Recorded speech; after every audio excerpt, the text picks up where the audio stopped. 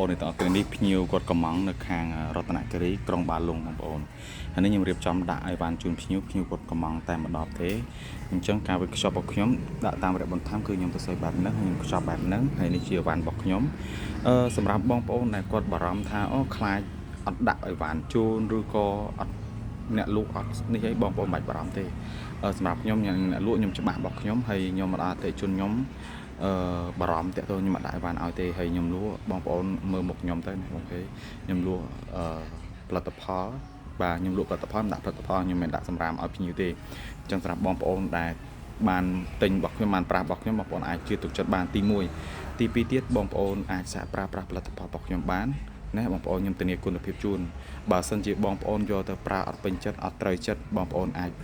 ប្រាប់ខ្ញុំធានាវេលលុយជូនបងប្អូនវិញអានេះខ្ញុំធានាចេញពីខ្ញុំអ្នកលក់ហ្មងណាបងប្អូនហើយបងប្អូនអាចមើលដែរហើយ page របស់ខ្ញុំបងប្អូនមិនបាច់បារម្ភទេណាខ្ញុំធានាជូនបងប្អូនអញ្ចឹងបើសិនជាបងប្អូនត្រូវការបងប្អូនអាចទំនាក់ទំនងបានតាមឆាតឬក៏តាម Telegram អូខេអរគុណច្រើន